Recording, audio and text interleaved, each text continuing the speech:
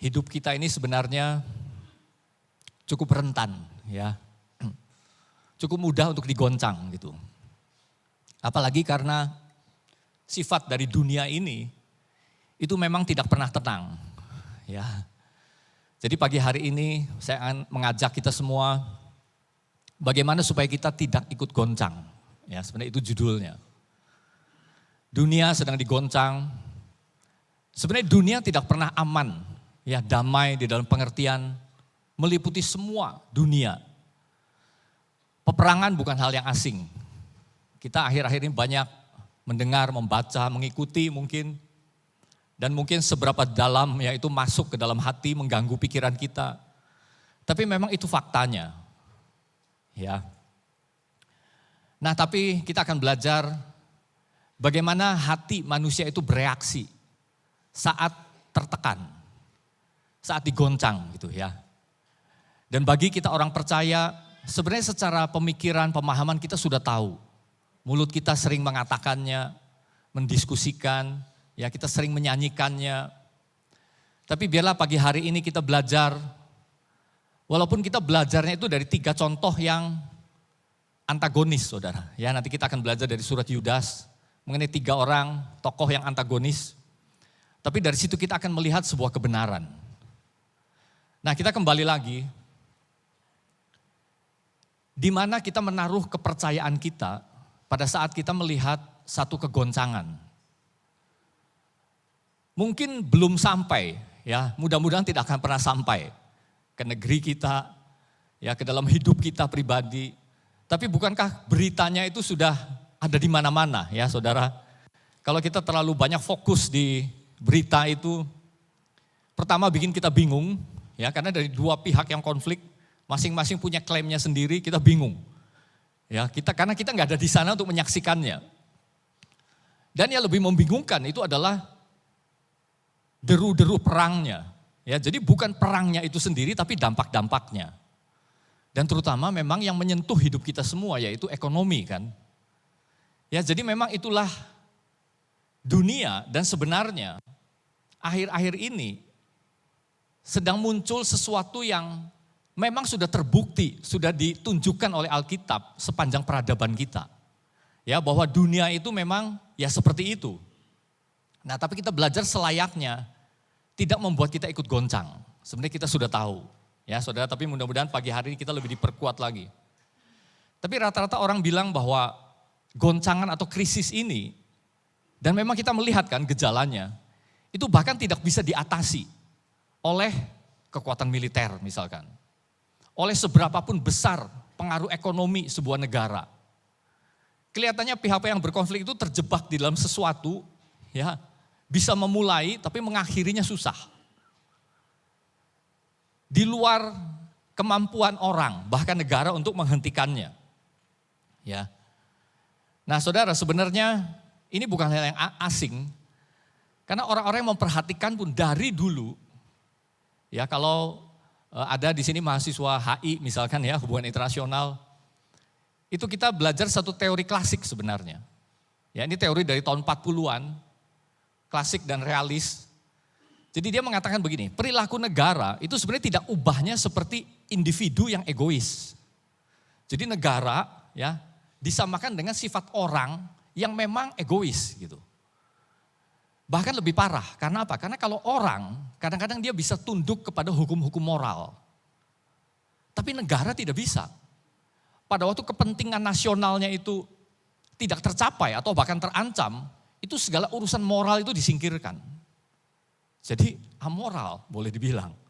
Dan memang akhirnya itu yang muncul, ya, kekerasan, konflik.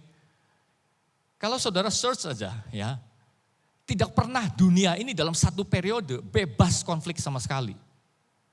Cuma masalahnya ada konflik-konflik kecil ya di berbagai tempat sehingga orang di tempat lain tidak sadar.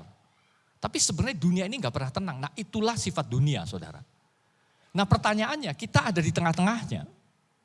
Kita sebagai umat pilihan yang dikhususkan oleh Tuhan, yang beroleh kasih karunia, ada di tengah-tengah arus yang menggoncangkan ini.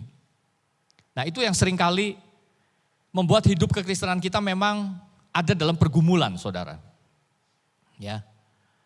Nah, jadi kalau kita lihat dulu sebentar, ya slide kedua, ini dunia yang tidak pernah jera. Kalau orang Jawa Timur bilang kapokmu itu kapan? Ya, kapokmu itu kapan? Enggak pernah kapok. Ya. Coba saudara perhatikan kalau saudara ingat pelajaran sejarah, tahun 1918 itu Perang Dunia I baru saja selesai. Ya, korbannya itu sekian banyak orang, meninggalkan trauma. Negara-negara yang bertikai atau negara-negara terkena dampaknya tampaknya mereka jera. Sampai mereka bilang, sudah cukup hentikan. Gimana supaya nggak ada perang lagi? Maka dibentuklah Liga Bangsa-Bangsa, LBB. Tapi segera sesudah itu, dunia masuk di dalam ketegangan berikutnya. Hanya 21 tahun berikutnya, perang yang kedua, Perang Dunia Kedua meletus. Dan kita jangan lihat masa 21 tahunnya saudara. Karena sebenarnya sumber konfliknya itu sudah dimulai segera sesudah Perang Dunia yang pertama itu selesai. Karena ada satu bangsa yang tidak puas, ada satu orang yang namanya Adolf Hitler, dia mulai naik merintis jalan melalui partai Nazi waktu itu, dan dia memanfaatkan ketidakpuasan orang Jerman. Karena dalam Perang Dunia I, Jerman ya dengan sekutunya, Turki dan lain sebagainya, sebagai pihak yang kalah dan mereka ditekan. Harus bayar denda lah, bayar biaya perang. Jadi ini bangsa Jerman itu merasa terhina. Jadi waktu satu orang ini naik dengan satu isu, ya bahwa kita bangsa yang besar, musuh sedunia harus kita lawan, segera mendapat respon. Jadi sebenarnya konfliknya tidak pernah selesai. Ya, jadi tahun 39 Perang Dunia II meletus, itu sebenarnya akarnya bahkan dimulai sejak Perang Dunia I selesai, itu sudah ada di situ. Maksud saya konflik tidak pernah selesai. Tahun 45, ya kita melihat kan Hiroshima, Nagasaki bom, selesai. Sepertinya kapok kan? Tidak saudara. Segera sesudah itu, orang mengenal sebagai perang dingin. Jadi masih perang, walaupun namanya dingin. Tapi tahukah saudara, yang disebut dingin, ini sebenarnya jauh lebih mengerikan. Karena segera kan negara-negara masuk ke dalam perlombaan senjata. Ya saudara, kita jadi pengamat internasional dulu sebentar ya saudara. Ini sebagai background. Coba saudara bayangkan, di dalam puncak perang dingin itu, kalau itu hulu ledak nuklir dikumpulkan, jumlahnya ada 70.000 hulu ledak nuklir. Yang kalau saja itu tersulut dan diledakkan bersama-sama, kekuatannya kira-kira 1 juta kalinya bom yang diledakkan di Hiroshima. Jadi ini waras enggak ya orang tuh ya? Aneh kan saudara? Ya teori sudah ada, Alkitab sudah tunjukkan, dan dilalahnya kita ada di tengah-tengah itu. Dan lebih parah lagi kita punya wewenang enggak untuk menghentikannya? Tidak punya. Jadi siapa yang mampu menghentikan? Nah inilah kita melihat pada kekuatan apa sebenarnya. Ada kekuatan-kekuatan di dunia yang terus-menerus melawan Tuhan dan kita ada di tengah-tengah situ. Tapi kalau kita melihat ke atas kepada yang Tuhan sedang kerjakan, itulah pegangan kita. Bagaimana kita memegang itu di tengah-tengah ini semua. Ya. Nah, kita akan belajar dari 2 ayat dari surat Yudas. Ya. Pertama Yudas 1 ayat 3. Saudara-saudaraku yang kekasih, sementara aku bersungguh-sungguh berusaha menulis kepada kamu tentang keselamatan kita bersama, aku merasa terdorong untuk menulis ini kepada kamu dan menasehati kamu supaya kamu tetap berjuang untuk mempertahankan iman. Kamu tetap berjuang untuk mempertahankan iman yang telah disampaikan kepada orang-orang kudus. Ya, jadi itu sebenarnya nasihat yang kita akan cerna pagi hari ini. Bagaimana kita berjuang mempertahankan iman. Jadi saudara lihat bahwa pada waktu kita di dalam satu goncangan, tekanan, firman Tuhan tidak katakan amankan dirimu. Ya selamatkan dirimu, cari lubang. Ya atau apapun, himpun sesuatu sumber daya untuk mengamankan dirimu sendiri. Bukan itu nasihatnya. Tapi nasihatnya adalah berjuang mempertahankan iman.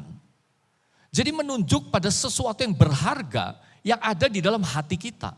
Yang sudah Tuhan taruh. Jagalah, perjuangkanlah, peganglah, bahkan tumbuhkan itu. Karena Tuhan juga memberi pertumbuhan. Ya, jadi seberapa mengancam pun aspek di luar, kita tahu norma dari Alkitab selalu kembali pada apa yang ada di dalam kita. Karena itulah sesuatu yang berharga yang Tuhan taruh. Yang mempengaruhi sebenarnya, yang menjadi dasar dari hidup kita. Nah saudara, memang awalnya ini Yudas itu sebenarnya kalau kita lihat ya di sini. Sebenarnya Yudas sebelumnya ini seolah-olah ya konotasinya dia ingin menulis tentang keselamatan. Ya, tetapi kemudian aku merasa terdorong. Jadi Roh Kudus rupanya mendorong Yudas untuk menekankan sesuatu yang sedang terjadi pada saat itu di dalam jemaat. Jadi itu konteksnya. Nah, rupanya apa yang terjadi dalam jemaat? Pada itu memang banyak usaha untuk menyimpangkan iman, menyimpangkan kebenaran, yang membuat orang itu kompromi, sehingga Injil itu seperti berbelok. Ya, itulah sebabnya kita baca di ayat ke-11, ya Yudas 1 ayat 11. Nah, ini yang dimaksud oleh Yudas. Pakai kata yang keras di awalnya. Celakalah mereka, karena mereka mengikuti jalan yang ditempuh Kain. Dan karena mereka oleh sebab upah menceburkan diri ke dalam kesesatan Bileam. Dan mereka binasa karena kedurhakaan seperti Korah. Saudara, jadi rupanya ada orang-orang yang menyalahgunakan kasih karunia. Nah, kalau kita observasi dulu, ya kembali dari maksud dari surat Yudas ini, kita lihat di ayat pertama bahwa ini ditujukan kepada saudara-saudara yang terkasih. Jadi ini bukan ditujukan kepada orang fasik yang gak kenal Tuhan, tapi ditujukan kepada orang yang sudah percaya, kepada gereja gitu. Ya, karena di dalam ayat di atasnya itu penjelasan seperti apa saudara-saudara yang kekasih itu. Di situ digambarkan yaitu mereka yang terpanggil, yang dikasihi dalam Allah Bapa, dan yang dipelihara untuk Yesus Kristus. Ini karakteristik pembaca surat Yudas. Ini orang yang sudah terpanggil, orang yang dikasihi Allah, dan orang yang dipelihara untuk Yesus Kristus. Nah, tetapi kepada orang-orang kudus ini, Yudas perlu menguraikan. Ya saudara, jadi sama, ini berlaku di sepanjang zaman. Seperti kita hidup di dalam dunia yang penuh tekanan ini. Segera bisa ada unsur-unsur dari luar yang masuk, menekan, dan mengganggu iman kita. Nah ini nasihatnya jadi. Ya, jadi rupanya kalau di dalam konteks surat Yudas itu ada guru-guru palsu di dalam gereja masuk, ya, dan mereka lalu memutarbalikkan kasih karunia dan membelokkan kebenaran sehingga dijadikan alasan untuk hidup di dalam hawa nafsu. Ya, konteks jemaat dalam surat Yudas ini. Ya kompromi, oh kamu kan sudah memperoleh kasih karunia, ya nggak apa-apa begini, nggak apa-apa begini, penuh dengan kompromi. Sehingga akhirnya mereka melakukan dosa demi dosa demi dosa, hidup bergelimang di dalam hawa nafsu. Nah kepada orang-orang yang terpilih ini, orang yang terpanggil, yang dikasihi dan dipelihara Allah, Yudas memunculkan nasihat-nasihat yang sangat berharga. Ya sebenarnya cukup singkat surat Yudas ini. Nah pertama Yudas menyatakan jemaat agar berjuang mempertahankan iman. Ya slide selanjutnya. Dan kemudian waspada terhadap akar penyimpangan. Nah sudah disebut tadi dalam ayat 11, ada 3 jenis akar penyimpangannya. Dengan menyebut 3 nama di sini. Jadi memang ini tokoh antagonis. Ya. Yang pertama jalannya Kain, kedua kesesatannya Bileam, dan ketiga kedurhakaannya Korah. Ya. Jadi saudara kalau kita interpretasikan ya slide selanjutnya, Yudas ingin memastikan bahwa jemaat tidak hanya memiliki sebuah dasar kepercayaan. Maksudnya bukan hanya pemahaman, oh ngerti, oh inilah iman, inilah Yesus Kristus. Ya itu semua menjadi dasar yang sangat penting, tapi di atasnya orang harus membangun, dan pada sebuah kubu atau benteng orang harus bertahan. Ya. Jadi Yudas menasehatkan bagaimana supaya kita tetap setia pada iman yang benar di tengah-tengah tekanan dan penyimpangan. Dan biasanya respon orang di dalam tekanan, di dalam satu krisis atau goncangan, itu lalu muncul sebuah kebutuhan. Ya. Nah kalau kebutuhannya bukan lari kepada kebenaran, dia akan lari kepada kebutuhan yang lain. Kebutuhan mental, kebutuhan perasaan, ya akan rasa aman, dan bisa jadi itu semu. Ya, itu yang Yudas ingin perlihatkan. Jadi saudara, sebenarnya kita kembali kepada satu isu, satu topik yang sangat penting. yaitu hal yang ada di dalam hati kita. Bagaimana kita kembali menjaga hati. Ya, firman Tuhan mengingatkan itu kembali. Nah, jadi saudara, seperti di ayat 11, kita akan belajar secara cepat. Yang pertama adalah jalan Kain. Ya, ini jalannya Kain. Mengapa disebut sebuah jalan? Saudara sudah tahu kisahnya Kain dan Habel. Masalahnya Kain bukan pada materinya yang salah. Ya, bukan pada dia mempersembahkan hasil tanah, ini salah. Harusnya domba. Bukan, saudara. Karena hasil tanah pun berulang kali di dalam bilangan, di dalam keluaran, di dalam imamat. Itu bisa, boleh, bahkan disuruh untuk dijadikan persembahan. Bukan itu. Tapi masalahnya Kain ada di dalam kondisi hatinya. Dan kita lihat, ya, sebenarnya kan Tuhan sudah memperingatkan. Jadi Kain bahkan dia bisa mendengar suara Tuhan. Karena Tuhan berbicara. Tapi masalah seberapa dia mendengar, ya, seberapa dia bisa merespon, itu karena hatinya, kondisinya. Tuhan kan sudah bilang, mengapa mukamu muram dan hatimu panas. Ya. Ingat, dosa sudah mengintip. Dan engkau harus berkuasa atasnya. Jadi sudah dikasih fakta, peringatan, sudah dikasih nasihat. Ya, dosa sudah mengintip di depan pintu dan engkau harus berkuasa atasnya. Sudah ada nasihat yang jelas. Tapi lihat betapa besarnya gejolak hati Kain ini, saudara. Ya, dia tidak mampu akhirnya menahan bagaimana satu ketidaksenangan itu berubah menjadi rasa marah. Berkembang menjadi rasa dengki, rasa iri. Sampai akhirnya menjadi satu tindakan pembunuhan. Ya. Jadi mudah kecewa, marah, iri, dengki, sampai akhirnya membunuh. Problemnya sekali lagi dimulai dari mana? Dari hatinya.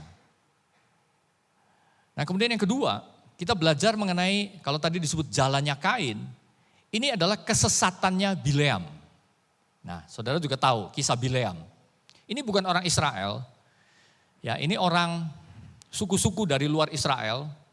Pada waktu bangsa Israel itu keluar, ya, orang Amori sudah dikalahkan dan sekarang mereka berhadapan dengan orang Moab. Jadi raja Moab yang namanya Balak itu takut karena dia tahu ini bangsa yang keluar dari Mesir dengan tanda-tanda, orang Amori sudah dihancurkan, sudah dikalahkan. Sekarang giliran kita bangsa Moab. Nah, jadi rupanya Bileam ini seorang juru tenung. Ya, tapi kalau bagi mereka ini nabi. Karena kata-katanya itu ampuh katanya. Jadi kirim utusan, ya, bawa uang untuk penujum, ya, bujuk supaya Bileam mengutuki orang Israel ini.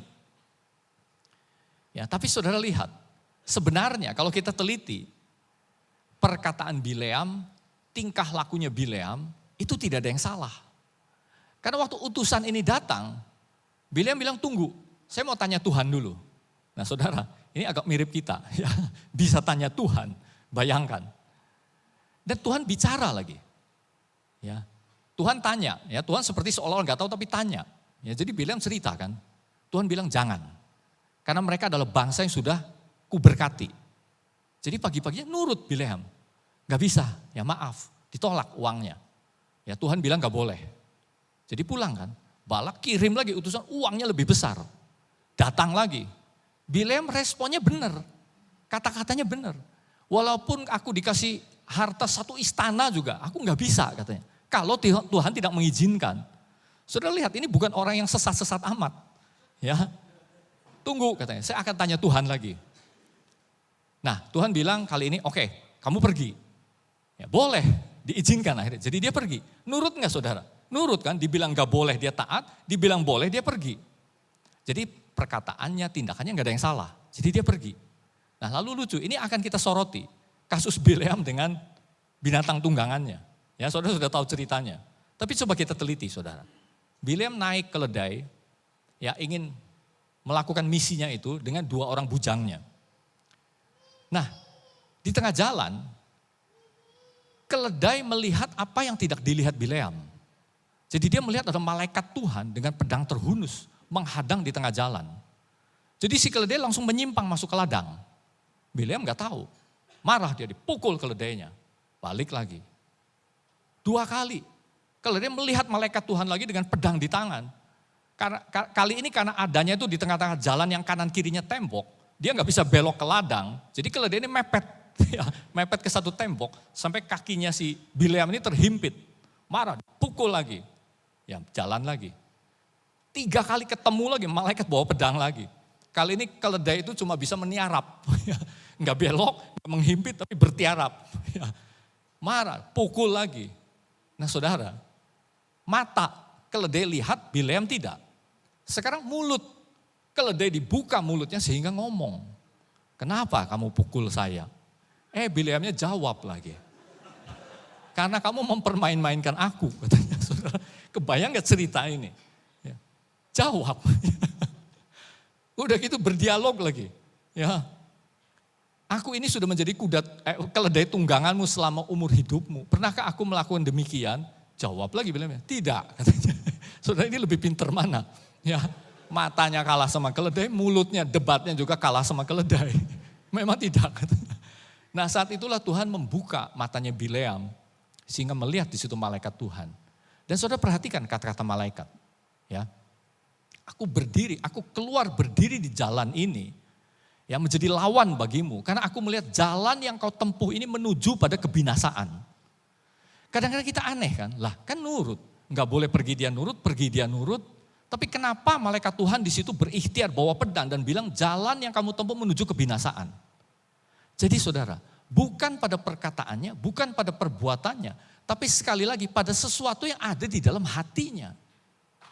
Yang tidak ditulis, tapi dinyatakan oleh malaikat. Jalan yang kau tempuh ini menuju pada kebinasaan. Nah jadi ini satu bahaya yang memang kita perlu waspada saudara. Kadang-kadang kan kita hanya ingin perilaku luarnya. Ya kita bisa mendengar suara Tuhan, kita seolah-olah taat, kata-kata kita pun benar. Mengucapkan kepada orang lain pun benar kata-kata dari Tuhan. Tapi ingat sesuatu yang ada dalam hati kita, itulah yang disasar oleh Tuhan. Jadi betapa pentingnya saudara. Ya ini kebenaran yang Yudas ingin perlihatkan. Nah memang akhirnya terbukti. Ya, terbuktinya bukan di antara pasal 22 sampai 24. Tapi terbukti nanti di pasal ke-31. Pada waktu orang Moab itu akhirnya dihancurkan dan Bileam ikut terbunuh. Ya. Dan di situ Musa menegur pada waktu akhirnya orang-orang Israel masih menyisakan dari orang-orang Moab dan Midian itu.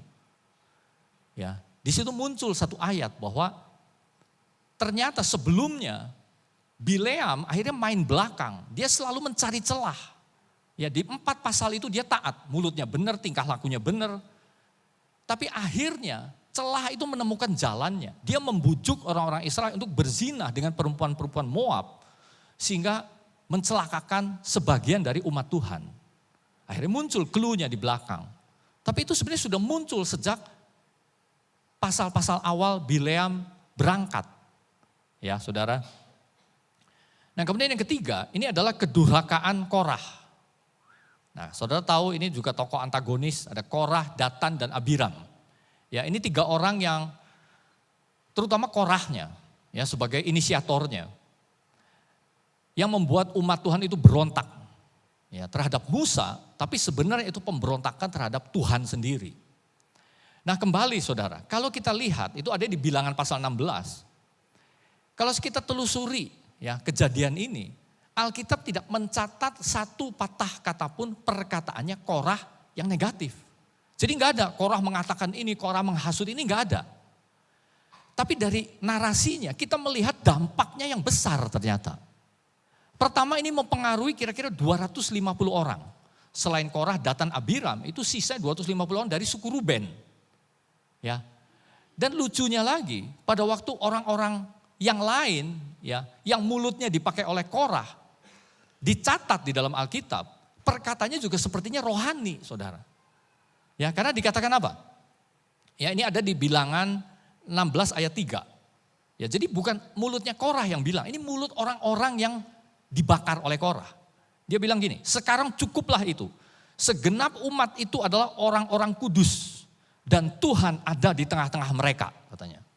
Jadi bawa-bawa umat, ini umat yang kudus, Tuhan ada di tengah-tengah mereka. Mengapakah kamu meninggi-ninggikan diri di atas jemaah Tuhan? Rohani lagi kata-katanya. Bukan Korah lagi. Ya. Jadi akibatnya, saudara tahu ceritanya. Ya, Musa setelah proses menghadap Tuhan dan Tuhan suruh perintah. Kamu semua minggir dari kemahnya Korah, Datan, Abiram. Yang lain minggir. Jadi orang mulai takut kan, lihat apa yang akan terjadi ini. Dan memang itu satu hukuman yang mengerikan saudara. Karena tanah terbelah, mereka semua turun dan tanah menutup. Sampai digambarkan mereka turun hidup-hidup ke dalam dunia orang mati. Dahsyat kan, semua umat tuh melihat. Tapi saudara melihat, dampaknya enggak selesai sampai di situ. Walaupun mereka melihat satu perbuatan Tuhan yang menakutkan, sebagian tetap bergolak, tetap berontak. Jadi saudara lihat, perkataan Korahnya tidak dicatat, tapi dampaknya begitu luas atas jemaat Tuhan. Sampai akhirnya terjadi pemberontakan lagi.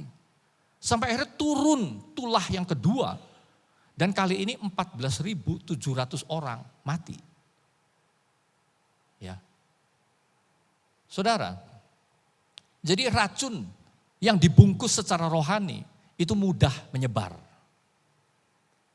Lalu prinsip lagi interpretasi yang kita pelajari sama seperti menjadi pemimpin itu tidak mudah. Dipimpin juga tidak mudah, saudara. Ya, kita semua belajar menjadi pemimpin. Tapi firman Tuhan tunjukkan, sebelum itu belajarlah dulu menjadi orang yang dipimpin. Dan poin berikutnya yang penting interpretasinya adalah, kita perlu selalu menyadari adanya Tuhan di balik setiap otoritas. Nah ini bukan hanya otoritas dalam gereja kan saudara. Ya di luar pun, mana ada di antara kita yang benar-benar merdeka di atas kita, pokoknya hanya antara saya langsung Tuhan.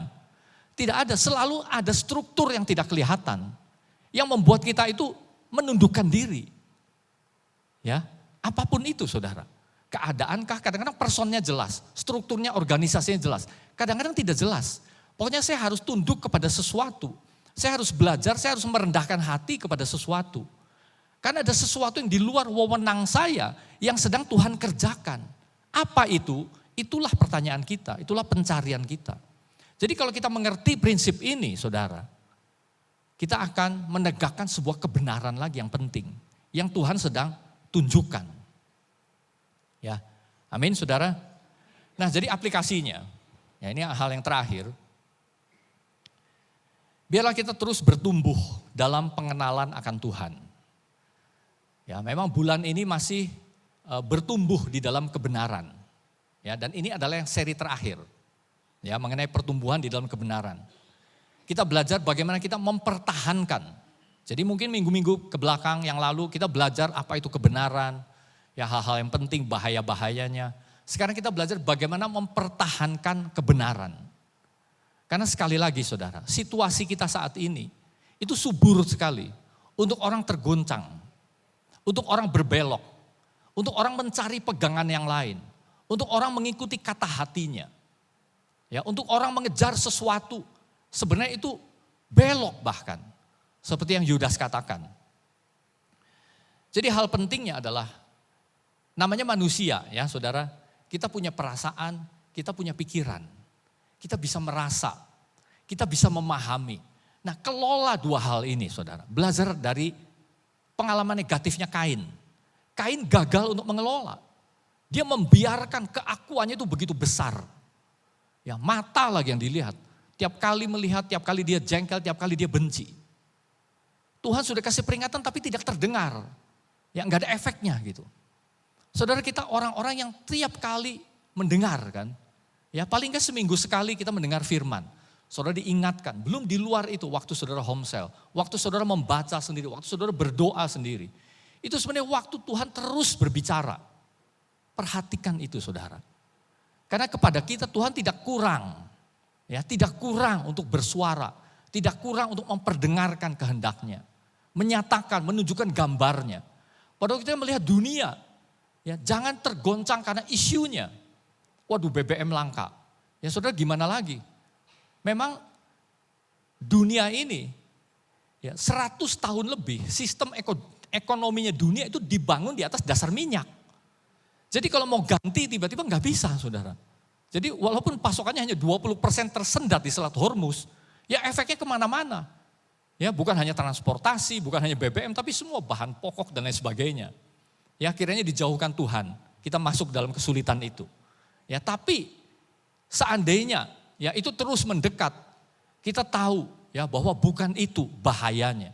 Bahaya adalah sesuatu di dalam kita yang jadi tergoncangkan. Ya, masalah di luar itu biarlah Tuhan yang selesaikan. Tuhan bekerja melalui orang-orang itu. Ya, saudara, kita bukan utusan PBB, ya kita nggak bisa maju, tapi biarlah Tuhan yang selesaikan. Ya gimana, mau berhenti pun susah.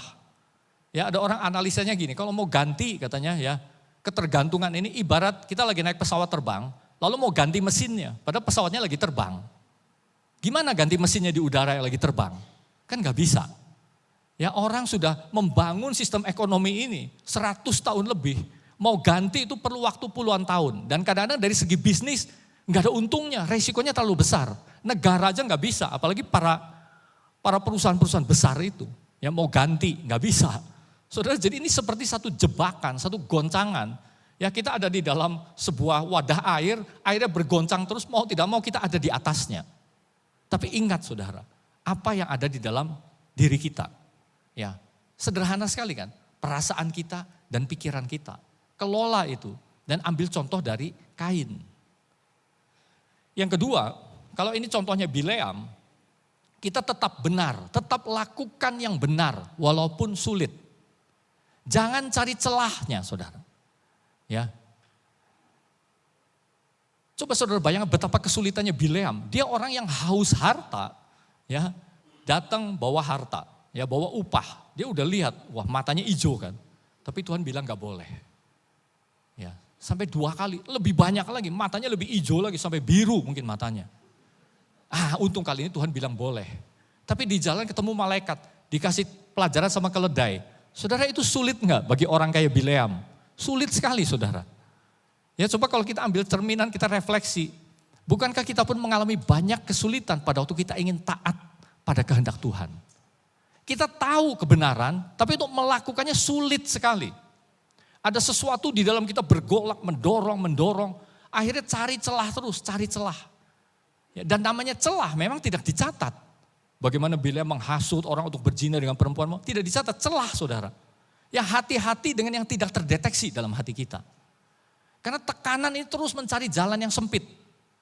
Menerobos. Sampai akhirnya malaikat bilang, jalan yang kau tempuh ini menuju pada kebinasaan. Memang akhirnya binasa. Ya, jadi tetap benar walaupun sulit. Dan yang ketiga, Korah. Saudara tetap rendah hati, rendahkan diri kita. Mengapa kita harus meninggikan diri kita? Apa yang kita mau tinggikan? Nah masalahnya kadang-kadang orang, saya mau tunduk di hadapan Tuhan. Ya jelas di hadapan Tuhan semua orang mau merendahkan diri. Tapi Tuhan kasih perintah sebenarnya. Ya taruh keadaan di mana kita mau tidak mau menundukkan diri di bawah sesama kita misalkan. Menundukkan diri di bawah orang yang lebih muda misalkan. Sebagai orang tua kadang-kadang mendengar teguran anaknya. Sulit sekali kan saudara. Ya pada waktu anak yang masih kecil apalagi menegur kita. Ya kita anggap guyonan, lucu-lucuan. Saudara siapa tahu itu perkataan Tuhan ditaruh. Kalau ke dalam mulut keledai aja Tuhan bisa taruh perkataan. Tuhan bisa menaruh perkataan di dalam siapapun. Ya perhatikan saudara. Nah bukankah itu kemungkinan upaya ya kehendak Tuhan untuk merendahkan hati kita. Supaya kita mendengar sesuatu di sini. Ya amin. Jadi rendah hati dan tunduk pada kehendaknya. Biarlah pada waktu kita belajar ya aplikasi ini. Roh Kudus memampukan kita. Amin. Amin. Mari kita berdoa. Bapa, kami mengucap syukur.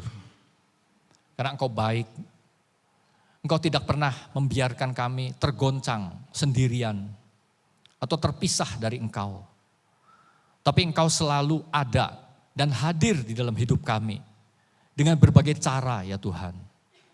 Biarlah kami mampu mempertahankan kebenaran, mempertahankan iman yang Kau taruh di dalam hidup kami dan membangun satu hidup yang bertumbuh sehingga kami terus menjadi hati yang taat, mempunyai hati yang taat, mempunyai pikiran dan perasaan yang taat. Dijauhkanlah dari kami semua Tuhan, nasib seperti Kain, Bileam dan Korah.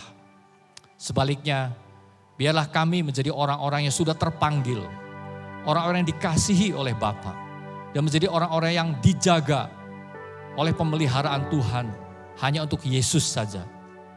Engkaulah yang memanggil, Engkau yang mengasihi, dan Engkau yang memelihara kami. Inilah ucapan syukur dan doa kami ya Tuhan. Hanya di dalam nama Tuhan Yesus.